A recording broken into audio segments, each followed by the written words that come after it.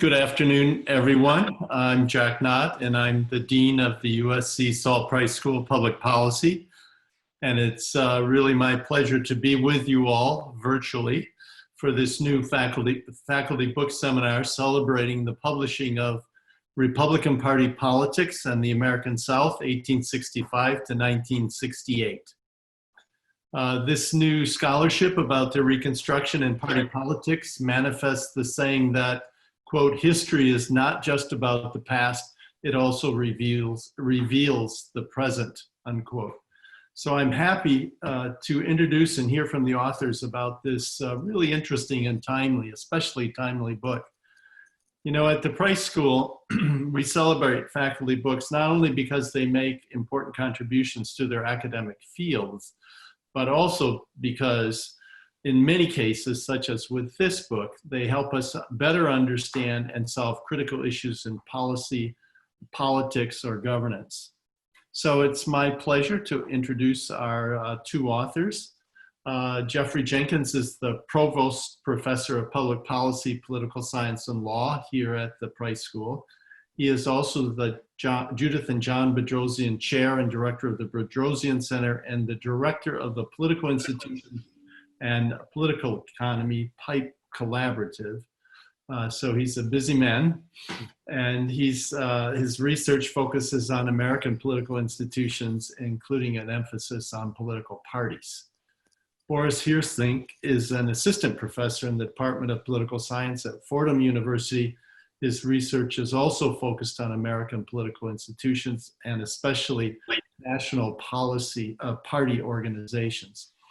So together, Boris and Jeff have really uncovered new data and examined how the Republican Party has changed from what used to be a biracial coalition to today a mostly white party. So I'm really delighted that we have the technology that allows us to come together virtually for this talk, and I will now turn it over to them. Thank you, Jeff and Boris. Oh, thank you, Jack. So before we jump into the book, I thought it would be useful to really talk about how this book came about, right? How we got to the questions in it and the decision to actually write it. So it really began at the University of Virginia. So I was on faculty there. Boris was my PhD student at the time.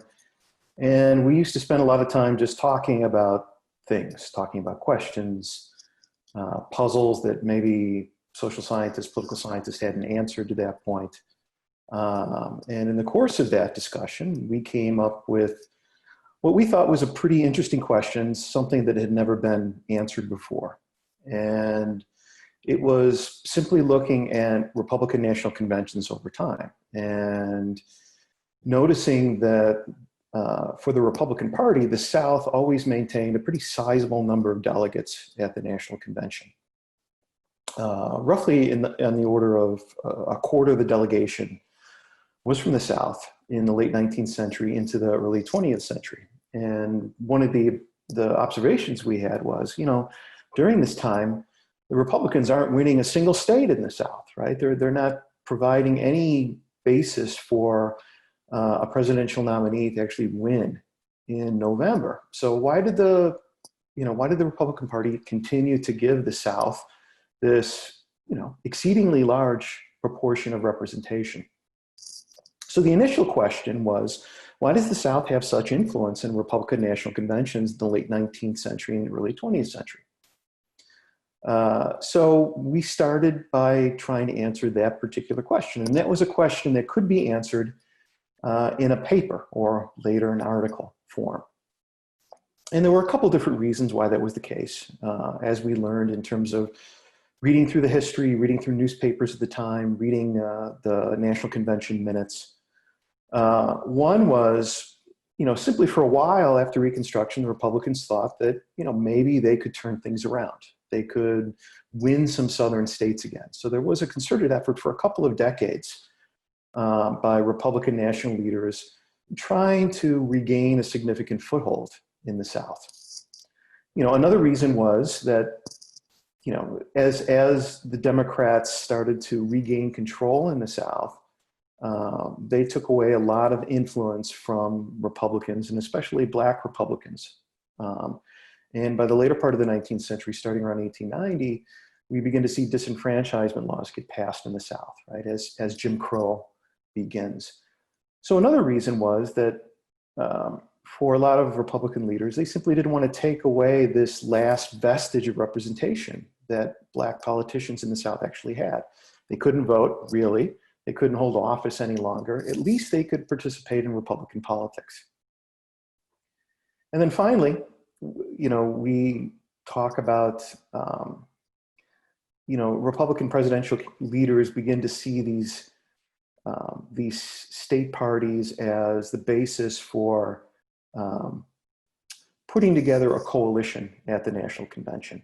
And I'll turn it over to Boris to talk a little bit about this. Right, and so in that regard, and that final sort of reason why the South sort of remains relevant and why national leaders would allow the South to have that big of an influence in the convention. One of the final answer we come up with is that essentially presidents and presidential candidates figure out, so in the late 19th century, that they can use the South. What we call a rotten borough, what was used at the time as the term rotten borough. It's actually a more complicated term in that regard.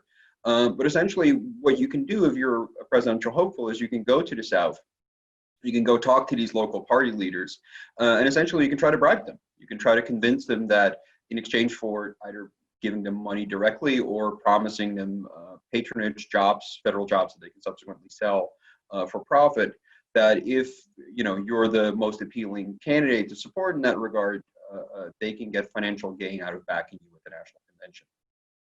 Perhaps the most famous example of that is William McKinley. So in 1895, McKinley and Mark Hanna, who was his campaign manager, actually moved to Georgia for a couple of weeks. They go down to Georgia, take over a house, and stay there for a couple of weeks. And loads of Southern local party leaders from the Republican Party are coming to that house to essentially meet with Hanna and McKinley and negotiate about what they need to get in exchange for support to the convention.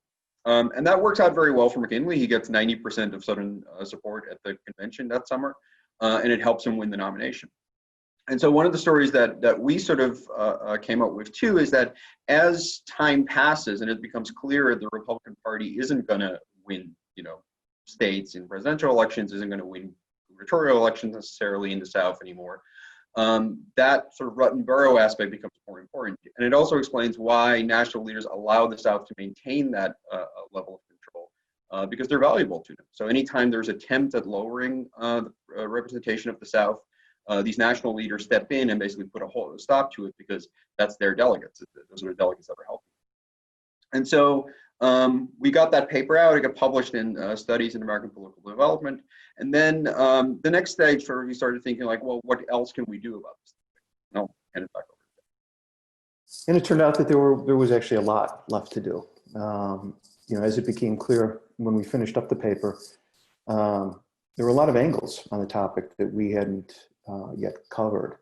One of the things the reviewers of our piece at Studies pointed out was that the paper itself was very top-down. We looked at presidents and presidential candidates, but we had very little material on who these delegates from the South were and what they got out of the arrangement.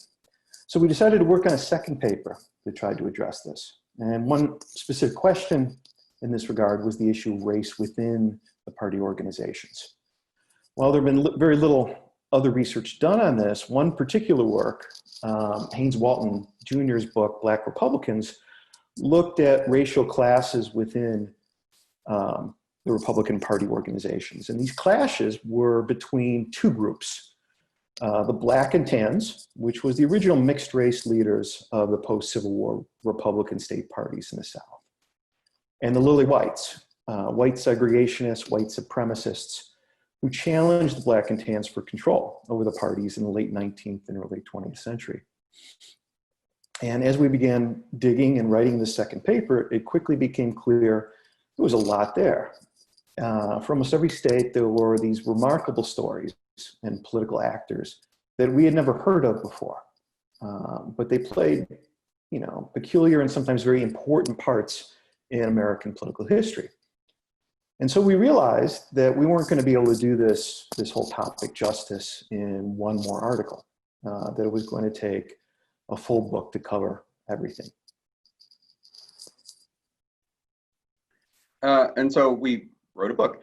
And the book basically provides a comprehensive analysis of the Republican Party's role, both from the top-down approach, sort of building on what we did in that first article, but also from the bottom up by looking at those actual party organizations on the ground.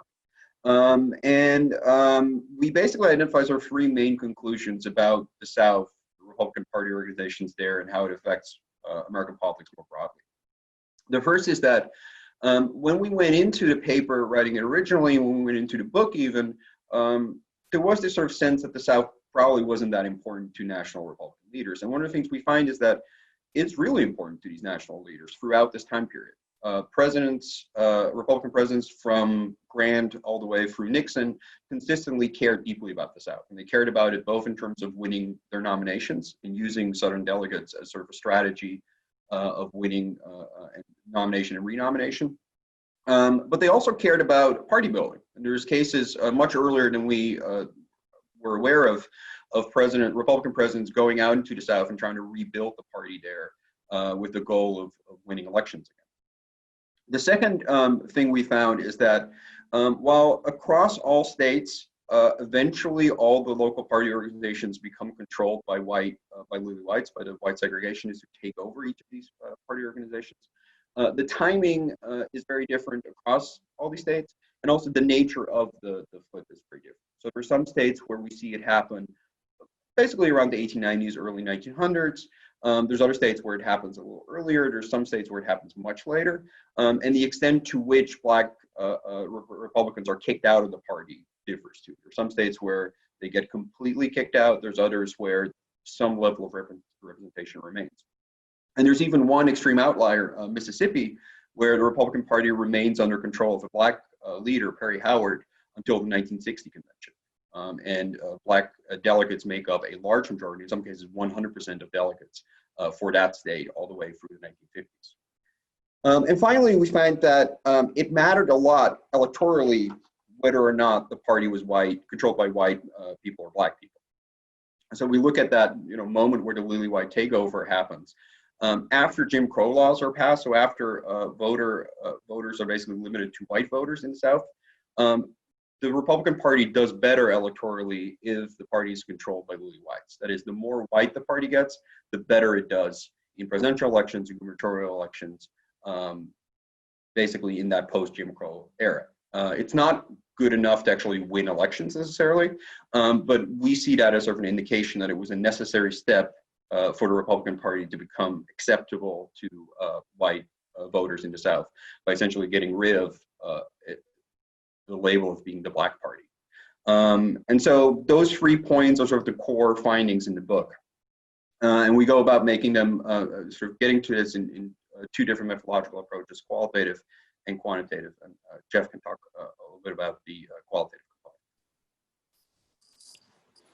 Right, so we present qualitative historical accounts of both the national and the local stories. So we discuss how national Republican politicians between 1865 and 1968 were affected by the South, and also how they tried to change the Southern parties themselves. We present histories of the development of each state GOP organization in the Confederate South, 11 states in total. And particularly, we explain the process of racial conflict and when and how the state parties fell under the control of the lily whites. And in doing so, we relied on secondary literatures as well as newspapers or government reports that involved Southern Republican Party organizations. And to be sure, at times, this was a problematic process. Partly, there were often limited resources. One problem in particular was that a strain of historical research in the South came from what has become known as the Dunning School. And the Dunning School refers to work published by William Dunning, a history professor at Columbia University, and his graduate students in the late 19th and early 20th centuries. And Dunning and his students were basically, racist and believed that the failure of Reconstruction was the consequence of Black ineptitude. In some cases, studies from the Dunning School are the only available historical accounts of political events at the time. So in writing our case studies, we had to be mindful that we were working with source material that was sometimes deeply biased. So what we tried to do with these works was use them to confirm specific events, but to dismiss any additional assessments these authors made of those events. And in combination with the qualitative, we also have the quantitative, and Boris will talk a little about that.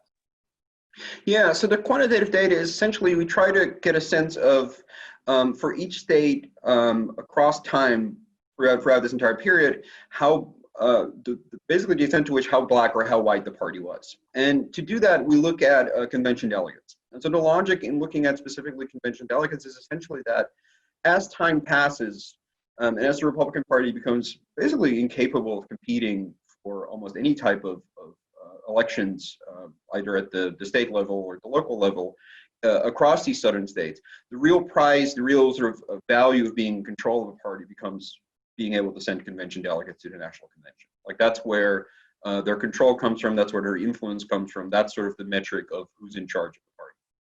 And so our logic was essentially, if we can get a sense of the racial divisions of these state delegations across each convention in this period, then we can use that as a metric to see essentially which side, the black and tans or the lily whites, are winning or losing across time.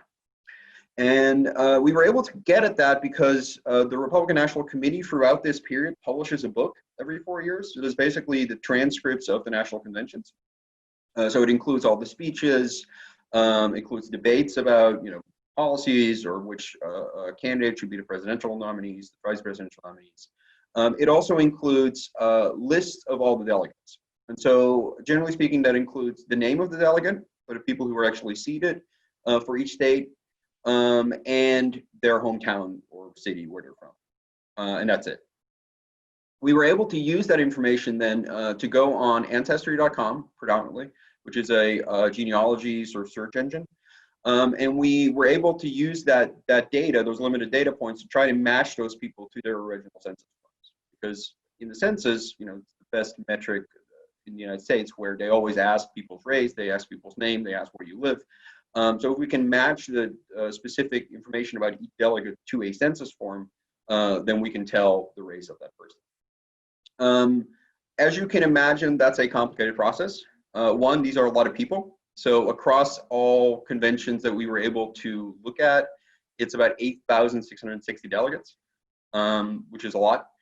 Now, those are not all unique delegates because some people go to multiple conventions in a row. So it's not necessarily we had to look for 8,660 individual people, but it wasn't that far off. And so we looked for each of those individual people using the information we had, which was that they lived in a certain place and they were alive at a certain point in time and they had a name.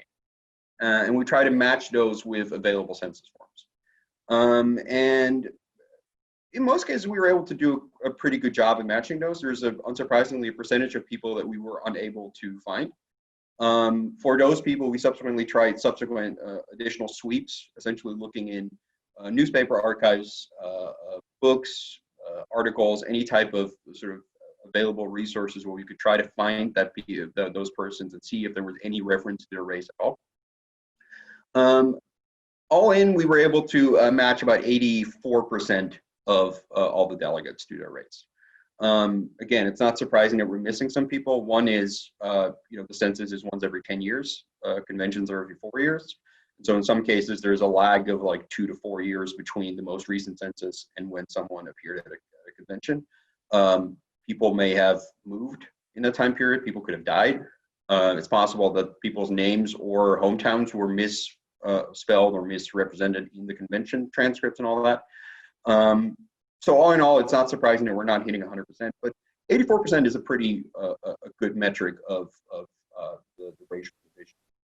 And once we had that essentially gave us a metric of how white the party in each state was across time. And we subsequently were able to use that to test one of the core arguments that the lily whites made about why they should be in charge of the states. And we use this data to run a series of regressions. But before I get into that, I'll just say this took a couple years to collect this data. I mean, took a couple of years and a small army of graduate research assistants, which was, you know, it was a big undertaking. And when we finally got the data, it was terrific. I mean, I think at the time when we were anticipating being able to match, you know, people to their census forms based upon just a couple of indicators, I don't think that we would have thought 84% was, you know, attainable, but it was. And, you know, the data really allowed us, and really allowed anyone who studies this particular question a way into it that didn't exist before, right? The Republican Party didn't really have, there were no real metrics for evaluating these sorts of things, and now we have that. So, okay, so we have this data, and we ran a series of regressions using the Republican share of the presidential vote, the congressional vote, and the governor vote, along with a composite, to predict between 1872 and 1956. We used the proportion of whites in the state convention delegation as our quote-unquote whiteness index for the state Republican Party, and we lag it 4 years. We thought that in the course of 4 years, that would be enough time for citizens to update their beliefs on what the Republican Party was in their state and what it looked like. We did some robustness checks on this. We lagged it 8 years. We did 12 years. We did a couple of other things, and the results don't change. We interact the whiteness index with an indicator variable denoting whether a disfranchisement law in the state was present or not. And we used the data that Morgan Kauser put together back in 1974 as to when these sort of disenfranchisement laws were in place state by state. And really, it covers a fairly lengthy period of time. The early states were about 1888, and later states like Georgia were 1908. So there was a 20-year lag, 20-year difference between some of the states. So what we find is prior to disenfranchisement, there was a negative relationship between Republican presidential vote and a change in the whiteness index lagged. After disenfranchisement, there was a positive relationship between Republican presidential vote and whiteness index lagged. I can give you the numbers, but then this podcast will probably go off the rails. So after voting restrictions were in place, a change from 1 standard deviation below the mean whiteness index lag to 1 standard deviation above it resulted in a 6 percentage point increase in Republican presidential vote, which is pretty significant. And this supports the story that the lily whites were peddling at the time. And that was that after these disenfranchisement laws were put in place and the electorate changed, right, from a biracial electorate to mostly a white electorate, a whiter party, a whiter Republican Party, would mean more votes for the Republican Party candidates. And then we dig deeper and examine whether this particular effect was different across different areas of the South. So we compare the Deep South, which would be the 5 states of Alabama, Georgia, Louisiana, Mississippi, and South Carolina, versus the other 6 states, which we call the Outer South. And we find that the effect was almost completely explained by behavior in the Outer South states. In the Outer South, after voting restrictions were in place, a change from 1 standard deviation below the mean whiteness index lag to 1 standard deviation above it resulted in an 8.3 percentage point increase in Republican presidential vote. So the bottom line was, for states in the Outer South, a whiter party provided no significant advantage or disadvantage before disfranchisement, but a whiter party provided a significant and sizable advantage after disfranchisement. For states in the Deep South, a whiter party was an extreme disadvantage before disfranchisement, but a whiter party provided no significant advantage after disfranchisement. So white voters in the Outer South were more willing to vote for the Republican Party based upon a visible change in the racial composition of the party's leadership. This was not true in the Deep South, where a deeply ingrained racial consciousness was present And white voters had long viewed the Republican Party as the party of Negro domination. So the other thing that the data allowed us to do is not just use it quantitatively to sort of test the causal argument, which we did. We also can use it descriptively to sort of look at the individual histories of each of these states. We look at all 11 states in the book. And we could use the percentage of Black delegates over time as sort of a way of getting a sense of how that history shaped out, how it looked. And one of them is, and sort of we were able to sort of identify sort of roughly 3 categories of states in terms of like how the development played out. So one is there's some states where once the Lily Whites took over, they essentially completely excluded Black delegates entirely from participation in the party. And that's states like Virginia, Texas, North Carolina, and Alabama. There's also some states where the Lily Whites do take over. They get rid of most Black delegates, but some remain. And there's some level of representation for Black Republicans throughout the remaining time period, even though it decreases considerably. And then finally, there's a small subset of states, specifically South Carolina, Georgia, and Mississippi, where the Lily White takeover happens eventually, but it takes much longer than in the rest of the South, and particularly Mississippi, as mentioned before. It doesn't happen until 1960, which is very late. In terms of why that takeover happens, and sort of like what the logic is for why it happens at different moments and what inspires the Lily Whites, there's a couple of different sort of stories that are going on here. In some cases, Lily Whiteism is just basic racism, right? It's basically a response to white people in the South who happen to also be Republicans, looking at Black political leaders, looking at the fact that Black people are allowed to participate or participate actively in Republican politics and finding that offensive and trying to change that. So one example of that would be Texas, where a Black man, Norris Wright Cooney, basically runs the party for about 14 years. Cooney is the son of a Black woman who was enslaved, and his dad was a white plantation owner. He was freed as a teenager and was sent to college up north during the Civil War, lived there, then came back to Galveston after the war and basically built a career within the Republican Party, working in a number of organizations aimed at registering Black voters. He was part of a couple of unions, and built himself up to hold a couple of major offices in the state, and then eventually taking over control of the entire state party. And in response to that, there was major opposition from white Republicans who didn't want a Black man in charge. Cooney is actually a person who coined the term Lily Whites. He came up with that to sort of describe his opponents. He remained in charge up through 1896, after which he basically bet on the wrong horse. He didn't support McKinley at the 1896 convention, and in exchange, he was kicked out once McKinley won the nomination. And so in those situations, the Lily White sort of resistance to the Black and tans really seems to have been based on racism. In other cases, it's a response, at least in part, to other things that were going on. North Carolina is a particularly noxious case where up through the late 1890s, the Republican Party was actually winning some elections. 1896, a Republican governor is elected in North Carolina. There are members of the House that are elected in North Carolina, senators that are elected in North Carolina up through the 1890s.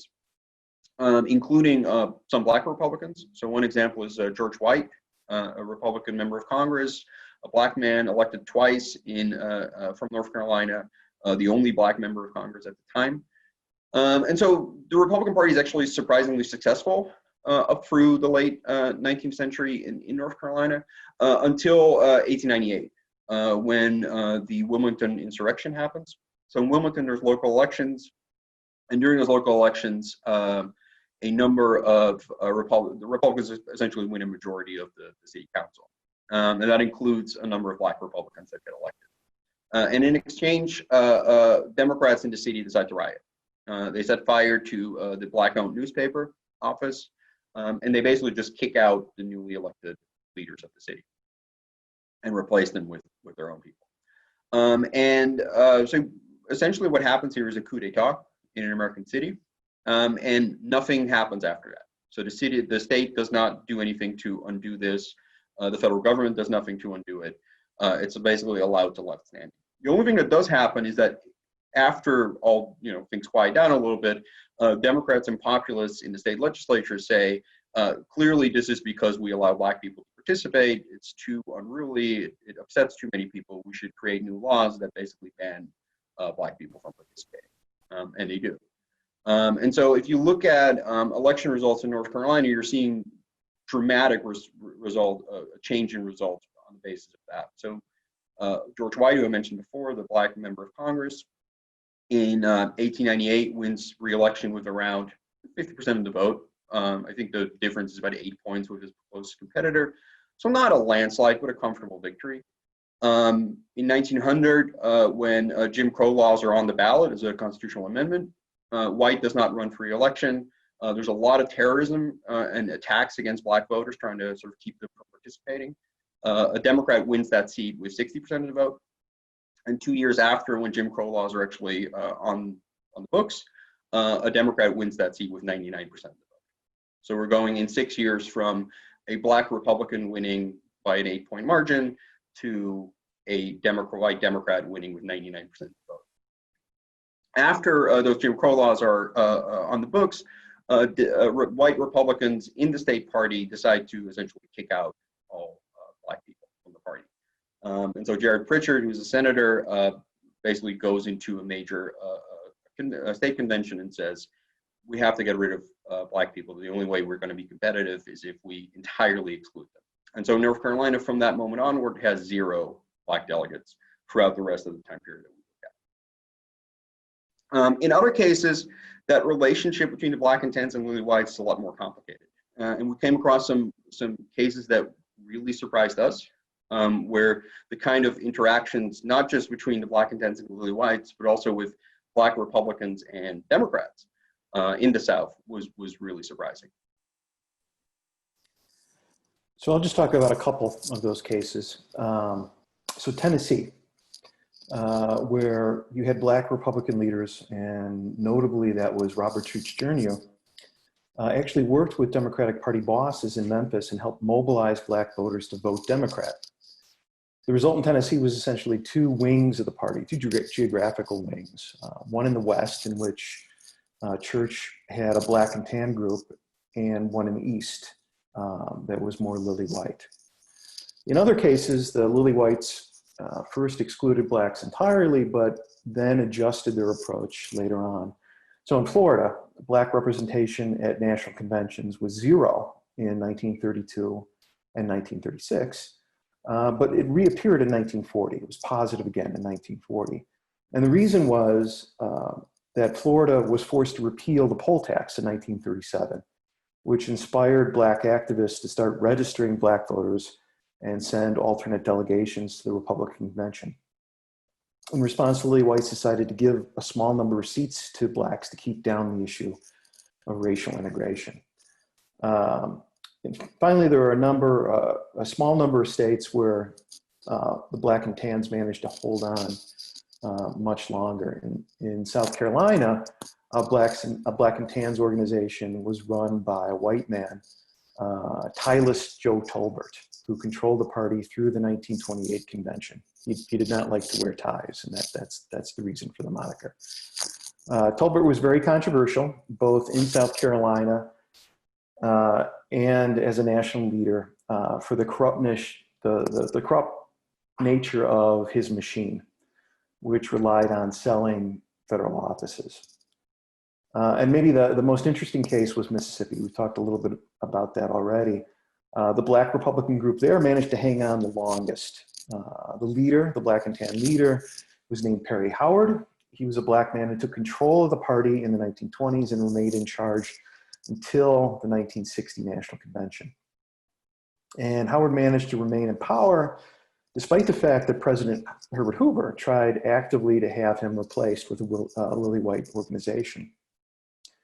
Howard was twice prosecuted in Mississippi for selling federal offices. Both times he was acquitted by an all-white jury, and even received support from the Grand Dragon of the Mississippi Ku Klux Klan. And the logic there was that local Democratic leaders preferred to have a Republican Party controlled by Black men. In their logic, thereby making it impossible it could ever really challenge the Democratic Party in elections. Right? If you move, in their view, if you actually had the Republican Party controlled by local whites, potentially it could grow in popularity and really challenge them. And the final thing that we sort of looked at was the role of presidents, Republican presidents in all this. And one of the things that we sort of came about or discovered was that essentially every single Republican president between Ulysses S. Grant up through Richard Nixon, which is where we sort of end, had some level of interest in the South. Now, partly that was in line with the original argument we made about nominations or renominations. So someone like William McKinley figures out you can buy Southern support essentially, and that can help you win your nomination in 1896. It can help you sort of deal with a bunch of other inter-party matters, and so maintaining that support, feeding that machine can really help you politically. McKinley was not the first person to come up with that. Benjamin Harrison won his renomination in 1892 basically because of Southern support. If you take away the Southern votes, Harrison doesn't have a majority and would not have been renominated. So a bunch of these presidents figure out that using the South as sort of, again, those rotten boroughs as a way to sort of support themselves at these national conventions, which at the time were very unpredictable. Not just because you were a president even, didn't mean you were going to get renominated. It certainly didn't mean you were going to get other things that you wanted out of the convention necessarily. And so using the South as sort of like a security blanket almost, like it helped them sort of get what they wanted out of these conventions. You also had a couple of cases, specifically Theodore Roosevelt and Calvin Coolidge, where they were vice presidents, the president died in office, and subsequently they had to build a new power base. Now in the end, it turns out that they were the only logical candidates at the conventions in 1904 and 1924, but that wasn't a guarantee when they took over.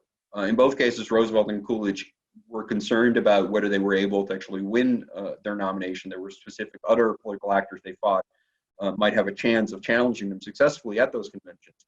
And both of them invested a lot of time and energy in sort of like trying to manage the different competing coalitions in the South to sort of ensure that they had enough delegate support at those conventions. But we're also finding that Republican presidents cared a lot about trying to build up the South again and make the party competitive there. The part of the story there is just presidents prior to essentially the system of 1886, so prior to Jim Crow legislation. You've got Hayes, Garfield, Arthur, and Harrison. Each of them try to come up with ways to sort of rebuild the party in the South. Most of that comes down to an attempt at rebranding the party. And so basically stepping away from the Civil War, stepping away from the issue of race, and trying to focus on economic issues. Although in most cases, they will also then sort of revert to bloody shirt rhetoric when they get a sense that it helps them outside of the South. So like when they feel like they might not have enough support in the North, they'll go back to sort of that Civil War language. So it's not a very consistent strategy. It's also not a strategy that works very well. And so they keep trying this and it essentially keeps not paying off.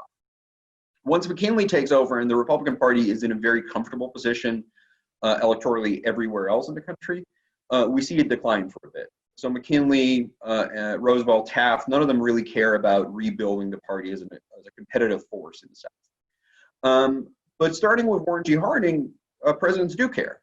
Harding does slightly better in the South than basically all of his predecessors, and uses that as sort of like an inspiration of trying to go into the South and actually rebuilding these party organizations. Herbert Hoover, same story, 1928, actually does quite well in the South, mostly because he's running against Al Smith, who's the first Catholic on a national ticket. A lot of white voters in the South are very upset about that and are voting Republican sort of out of protest. Hoover does not interpret it that way. He thinks that it's his personal popularity that's sort of bringing these people in. And in his one term in office, he actually does try to sort of come up with ways to restructure some of these party organizations with an eye on electoral competition. Part of that includes trying to kick out Perry Howard. Part of that includes actually kicking out Tyler's Joe Tolbert. Predominantly, he's going up against these few remaining black and tan groups. But there is definitely a goal there of sort of trying to rebuild the party much earlier than sort of the collective wisdom has it, which is sort of thinking the Republican Party doesn't really start caring about that until the 1960s, maybe Eisenhower's or Dan Gelfand's book about this in the 1950s. We find it's as early as the 1920s. So let me try to give a broad perspective now as we kind of conclude, and I'll summarize a bit as well. So we see this book as, it's a study of American politics, and it really fits into the subfield of American political development. And what's vital to the study of American political development, or APD, is this notion that important aspects of American politics have deep historical roots. In other words, contemporary political processes and institutions are fundamentally and continually shaped by decisions and events that occurred in the often distant past. In our argument in this book, political parties are no exception.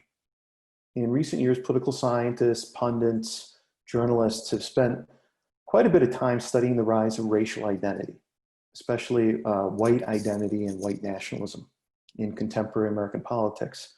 And its importance to the Republican Party generally, and the rise of Donald Trump specifically. And while some have noted that race has been fundamental to Republican politics for decades, going back to the presidential campaigns of Barry Goldwater, Richard Nixon, Patrick Buchanan, for example, our work suggests that the connections between whiteness and republicanism go back much deeper in the past. From the Republican Party's very beginnings in the post-Civil War South, race was a pivotal factor. By building a political coalition of pro-union whites, otherwise known as scalawags and carpetbaggers, and blacks, and while temporarily preventing many white ex-Confederates from participating, the Republican Party was able to control nearly all Southern state governments by the late 1860s. In time, the Democrats took advantage of the lifting of voting restrictions on most ex-Confederates and economic depression and terror campaigns against black voters to regain power. And during this time, much of the Republican Party's white support in the South, which is never very large, was eroded by the Democrats' successful efforts to brand the Republicans as the Black Party. After the end of Reconstruction, a succession of Republican presidents, Hayes, Garfield, Harrison, tried to rebuild the Southern wing of the party by persuading whites that it was in their economic interest to become Republicans. These efforts eventually failed. Whites in the South, even if they found the Republicans' economic arguments convincing, couldn't cross the color line. The Black Party brand and the social backlash they would have faced was just too strong. Once laws to disenfranchise blacks were passed throughout the South, race once again defined Republican politics. This time, that division occurred within the Republican Party. A new group of Republicans, the Lily Whites, emerged and argued that in the new Jim Crow world of Southern politics, where the electorate was almost exclusively white, the Republican Party would need to become all white in order to viably compete in elections. And while the Lily Whites may have had other motives in mind, like taking control of federal patronage, they were able to commandeer most Southern state parties by the early 1900s. And indeed, we find the whitening of the Republican Party in the aftermath of Jim Crow did in fact lead to a significant increase in the Republican Party's vote totals in the South. This whitening of the party, we argue, was a necessary condition for the Republican Party to become competitive and then ultimately dominant in Southern elections in the second half of the 20th century. So to understand the nature of the Republican Party's brand in the early 21st century, we must understand the electoral bedrock of its success. And that bedrock is the South, which has gone Republican in every presidential election since 1980. The composition of that electoral support has been white voters, many of whom are both economically and racially conservative. So the Party of Lincoln, which was built on tenets of free soil and emancipation and emerged in the post-Civil War South thanks largely to the votes of former slaves, became over time the party of white conservative America. Our book shows that this process began far earlier than most studies acknowledge. The Republican Party's early electoral success in the post-World War II South during the 1950s and the 1960s, we argue, was possible only because it had shed its label as the Black Party in most Southern states decades earlier. Thus, as the National Democratic Party moved to the left on civil rights, while the National Republican Party moved to the right, white Southern voters realized more and more that they had a real choice on Election Day. The Republican Party's Southern dominance in contemporary America, therefore, has deep roots that extend back more than a century. Simply stated, the success of the contemporary Republican Party is linked directly to its Southern wing going lily-white in the early part of the 20th century. By becoming a lily-white party, the Republican Party in the Jim Crow South helped create the Republican brand that we observe today. Thank you. Thanks everyone out there for listening. And we're eventually going to go to questions here. Harley is coming on board. I'm right here. Excellent. I've been here. Thank you both so much. We have a couple of questions that have come in, so I'll just start going in order. First one is, what implications might the victory of the lily-white wing of the Republican Party in the South have for the voting behavior of African Americans in the North? In rejecting Black participation, the Republican Party in the South, by not cultivating Black support in the South, did the Republicans make it easier decision for African Americans to join the New Deal coalition in the 1930s? Might Black voters have been more likely to continue voting Republican if the Black and tans had won out? Maybe not a fair question because it's not a matter addressed in the book, at least in the first 3 chapters I read, but interesting to think about in terms of the trajectory of partisan voting coalitions in the 20th century.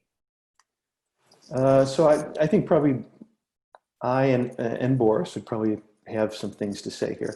I think that my first reaction is yes, right? And one of the things that we probably didn't spend any time talking about in this podcast was the back and forth between different wings of the leadership, the national leadership in the 30s, 40s, 50s, and 60s on whether they should be looking south for conservative votes or whether they should be spending their time and attention and resources building up the Republican brand in the North among African Americans, right? After they began to lose African American voters in the 1920s and 1930s. I think the historical literature points to the inflection point being around 1936, that around 1936 is when African American voters in the North became predominantly Democratic voters, and it just increased after that. But for several decades, Republican leaders believed that that was reversible, that those gains were a result of the stock market crash, the Great Depression, the rise of FDR, and that a set of policies could be put in place to reverse that. Maybe you could never achieve a majority again among African American voters in the North, but you can get 30 to 40%, and that might be enough to win a lot of elections. Yeah, it's a really good question. So one of the problems I guess we run into in sort of actually testing that is that it's, at the time that the lily-white takeover started happening, which is, 1890s, early 1900s, for most states, by far most Black people live in the South. And so as Jim Crow laws are passed, essentially there are very few Black voters anywhere in the country anymore because almost everybody lives in the South. That's where Jim Crow laws are making it impossible for them to vote. If Black people live outside of the South, they can vote, but it's a relatively small group of people. Once you had sort of like the 1920s, 1930s, and the Great Immigration has happened, and so Black people are moving outside of the South, actually become a voting group again. At that point, it becomes more interesting, but at that point, also the damage is sort of done already in terms of the lily whites. Like most states have become lily white by then. There is an interesting component which we do see happen where attempts at sort of like replacing the remaining Black and tan leadership, which at that point is very limited, in 1932 by Hoover fails largely because national leaders are sort of concerned about what sort of signal it sends. So at this point, there are 3 states left where delegates, where the local party machine is controlled by Black people or white people working together with Black people. South Carolina, Georgia, and Mississippi. Out of those 3 states, Hoover tries to ban essentially all 3 of them from getting seated. He only succeeds with 1, which is South Carolina. Titless Joe Tolbert doesn't like Heist.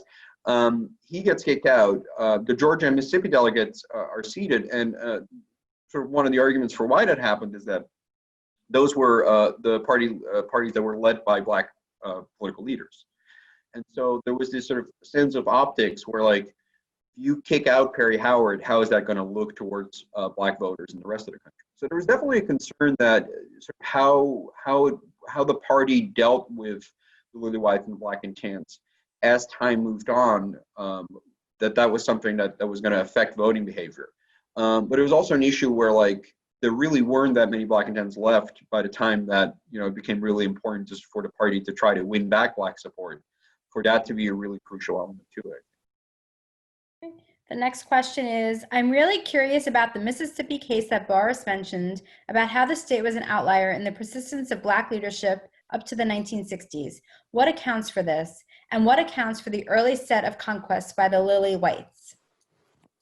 So maybe we could split this again. I'll take the fun example of Mississippi. And so Mississippi was a really interesting case. And we were lucky that there were a couple of secondary pieces of literature, a couple of articles on this particular case. But the reason that Perry Howard, who was the Black Party boss of Mississippi, was able to stay in power and his Black and Tan organization was really the concerted efforts of the Democratic leadership in the state, as well as the Democratic national leaders, right, House and Senate members, and as I mentioned before, right, the Klan as well, right? So all of these official and unofficial leaders in Democratic leaders in Mississippi thought that Howard was somebody that should stay in power, because if the Republican Party remained this Black and Tan organization, which was mostly Black, then the Democratic Party was always going to be safe.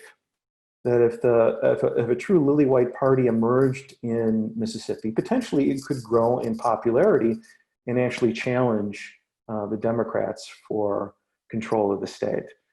So, you know, it was maybe the most fun of the case studies to write, right? To see that you had all, you know, Perry Howard, who was, you know, clearly corrupt, right? Who was taken on by the feds a couple different times, brought to trial twice, acquitted twice by an all-white jury, right? All members of the all-white jury admitted that they were Democrats, right? You've got the Grand Dragon of the Ku Klux Klan parading around in one of the jury trials.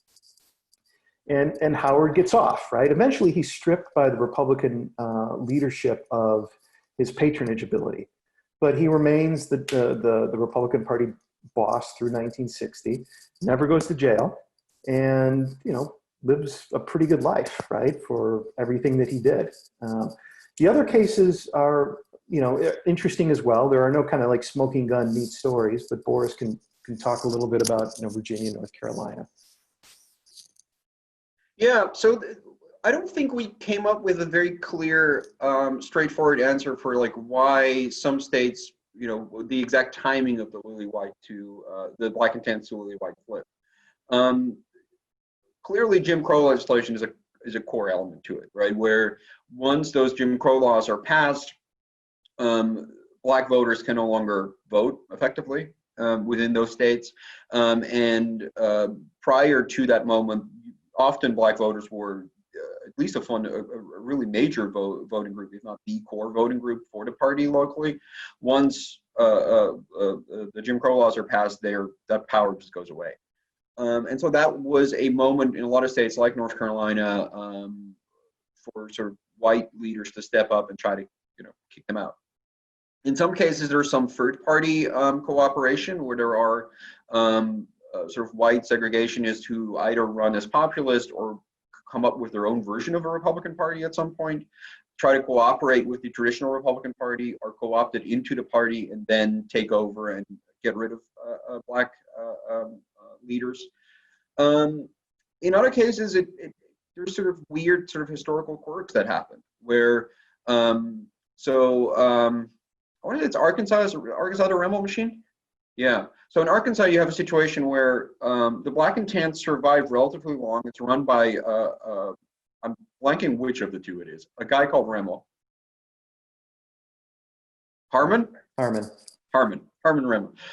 So he runs the party.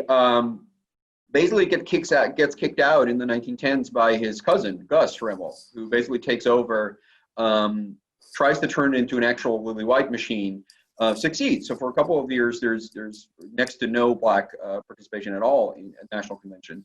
And then Gus Remmel dies.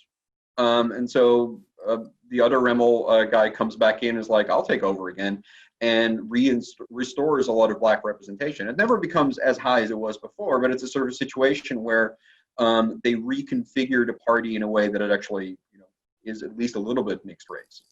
There's other cases where you have someone who runs a Black and Tan machine and then over time decides to become lily white and sort of tries to get rid of people that way. There's really not a consistent sort of explanation for why, it would happen in 1896 in one state or 1900 in another state.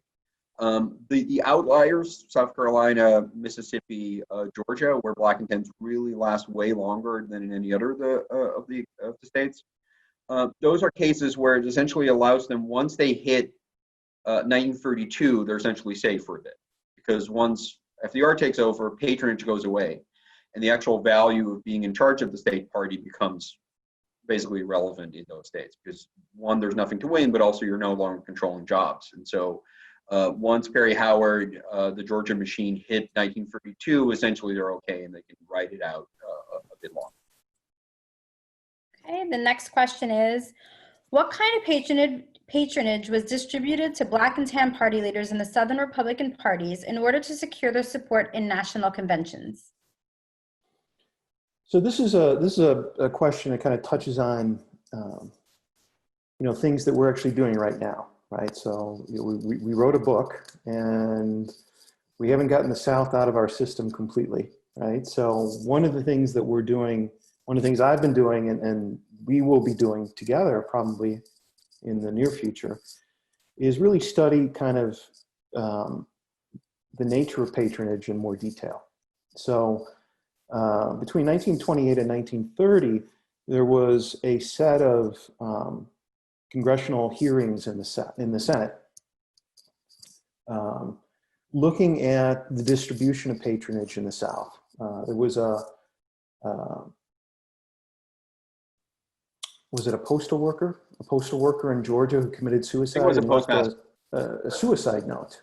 Mm-hmm. And in it, the suicide note noted that he couldn't manage the money that was necessary, right, to essentially hold on to his job. The press picked this up, ran with it. It was in the newspapers, and the Republicans who were, in charge, who were, in the majority in both the House, the Senate, and the presidency in the 1920s, felt that they had to, do some sort of investigation. So there was an investigation in the Senate into the degree to which there was corruption in the patronage system in the South. So we've been sitting and reading, parts of those 1,600 pages, right, of the congressional hearings and the testimony, and we've learned some things, and we think there's probably kind of an interesting paper that will be a follow-up to the book. But the short answer, after that long answer, is most of these are, postal appointments, postmasterships of different classes. Perry Howard got in trouble for trying to sell federal marshalships, right? That's what essentially led him to 2 indictments. But for the most part, most of these executive goodies had to do with the post office. And indeed, the subcommittee hearings were around the post office.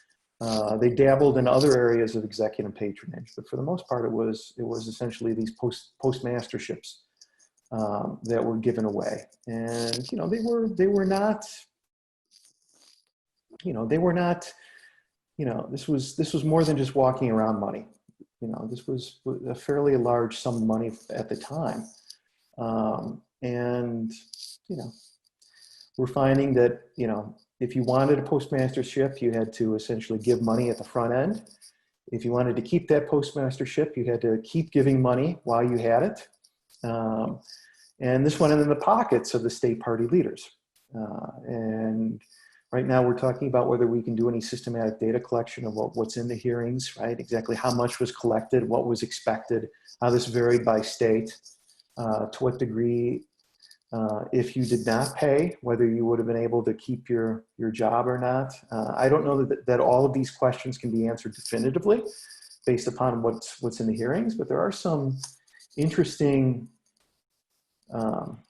interesting information in those hearings that can be converted to data that can be analyzed. It will take some time and it will take some creativity on our part to do it, but I think it's going to be useful to do.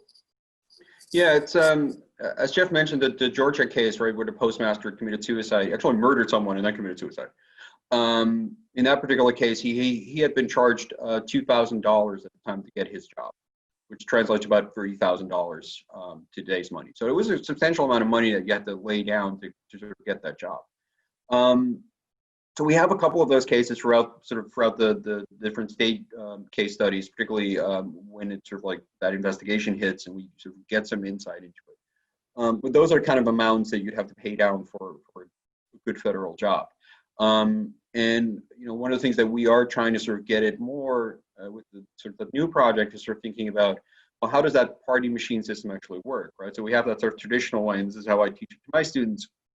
I'm sure people who are watching who teach parties courses and all that do the same thing, right? Which is we have this image of the party machine works, that you have federal jobs, those get sold, you get money, then you use it to basically bribe voters, and the circle sort of keeps working.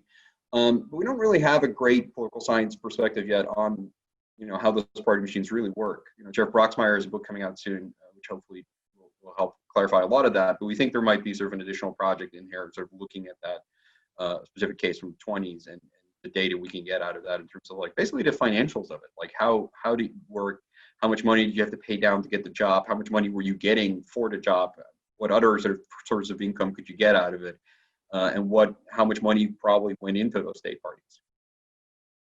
Okay, and we have one final question. Unless anybody else has any others, feel free to type it into the Q&A.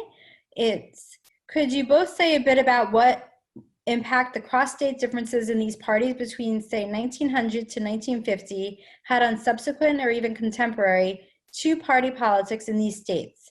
In other words, does becoming a white Republican Party earlier in one state than another have important legacies?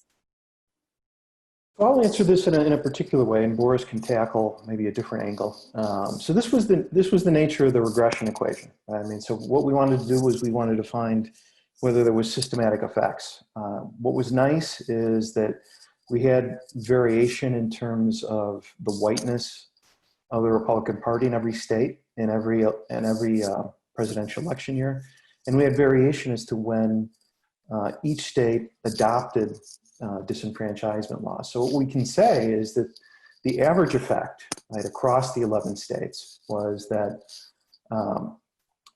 before disenfranchisement was implemented, a whiter party led to fewer votes for the Republican candidates. After disenfranchisement, a whiter party led to more votes for the Republican candidate.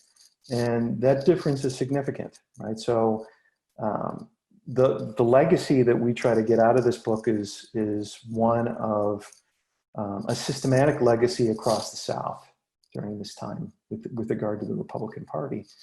And that is that the degree to which the Republican Party appeared to be white to voters in the South made a big difference both before and after disenfranchisement. It was conditioned by disenfranchisement. And once you had those disenfranchisement laws in place, state by state, the party, if it was whiter, did better. And that set up the Republican Party in the South for future electoral success. And when we drill down a little bit further, as we talked about earlier in the podcast, this had its greatest effect in the outer South. Right? The deep South, we didn't really see a whole lot of movement after disenfranchisement was put into place as the party became whiter. We didn't see that the 5 states of the Black Belt, the white voters in those states moved a great deal. Right? And we attribute that to the electoral, the legacies that existed beforehand. In the outer South, where the proportion of African Americans was smaller, we see the biggest effect. We see that as the South becomes, or as the Republican Party becomes whiter, the Republican vote totals at both the presidential, congressional, and governorship levels increase. So potentially one could, we talked about one other paper that could have been written, or that could be written, right, on patronage, a deeper dive into the mechanics of patronage. We could probably do some, additional digging in this particular question as well, and think about things like contagion. Think about how we might imagine there might be contagion effects across states, and how contiguity might be important in some ways. We didn't really kind of tackle those sorts of things. I think the deep South versus outer South gets to that a little bit, but there's probably more to do. I'll turn it over to Boris to see.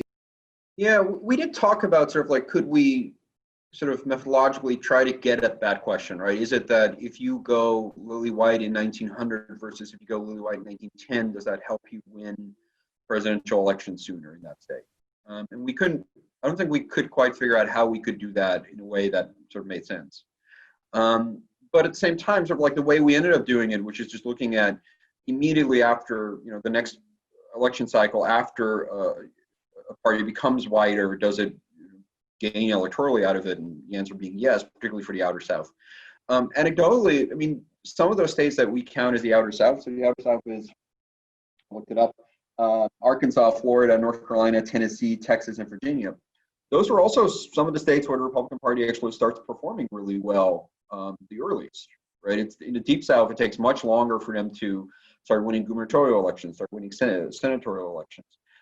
Those statewide victories start coming in Texas in 1961, Tennessee in 68, I want to say, at a much earlier rate than in a lot of other southern states. So it seems like maybe going lily white 4 years earlier, or 5 years earlier, 6 years earlier, that possibly does something. But certainly in terms of like, do you actually get that payoff further down the line in actually winning statewide races? Those states were the earliest ones to sort of deliver in that sense. There is one last question. Sorry about that. Does your book critique the extant research on Southern politics that focuses on the post-WW1 era? Much other Southern politics work ignores the GOP party in the era you study or relegates it to a minor party in the mountains of a few Southern states. Can you engage those scholars who situated the GOP during this era, and were they wrong or missing something? So I'm not sure what he's talking about here. Maybe VLT. I'm not sure who's studying Southern Republican parties in the 20s, 30s, and 40s. I mean, most of the work, as we talked about, Merlin Earl Black, right, David Lublin. They meant actually post-World War II. Post-World War II, yeah. So we stop in 1968. I think we say in the book that, Black and Lublin and some others maybe spend a couple pages on things before, say, the 1970s. And they don't really, I mean, it's more like window dressing, right? Talking just a little bit about the Republican Party, how it did under Eisenhower, and things like that. There really wasn't much in any great detail that we found. By comparison, after the late 1960s, it becomes, Black and Lublin and some others do a really great job, right? So that's why we stopped in 1968, right? We felt like there was a fairly large and good literature on Southern Republicanism starting in the 1970s. What we wanted to do was really speak to what the Southern Republicans were doing prior to that time. Yeah, and I think one of the things the question might be getting at is, we've seen a lot of books come out, great books come out recently from scholars who sort of look at political science from sort of the same perspective we do, which is a combination of qualitative approach to studying history, and looking at sort of the South as a one-party system, essentially. And one of the things, and we sort of try to talk about this a little bit in the conclusion of the book, is that it partly just gets at a difference of opinion maybe on what counts as a political party. You know, key in Southern politics, which is, you know, the fundamental book about the American South, still sort of describes the Republican Party as essentially like it's not really a party in the South. And by sort of the basic definitions we have of political parties, John Aldrich's work on political parties, UCLA School's perspective on political parties, most of us who study parties think of political parties as sort of tools that political actors use one way or the other to sort of gain power, right? To win elections, to use it to pass policies, to use it to help convince voters that they should vote for them.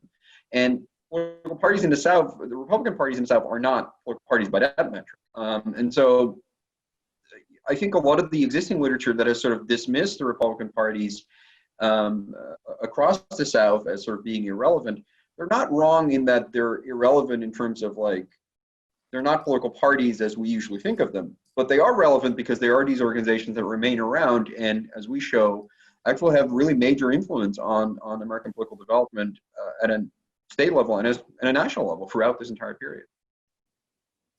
So thank you all so much for joining us today. We really appreciate it. And I'll say that thanks to Harley and thanks to Donna for helping us through this process. You know, we had set this up several months ago as like an in-person event. Does everybody remember what in-person events were like? And the world would not allow that to happen, right? So this is the second best thing, and it worked out well. And I think we had a good time. I thought we got some really good questions at the end, and we're very pleased.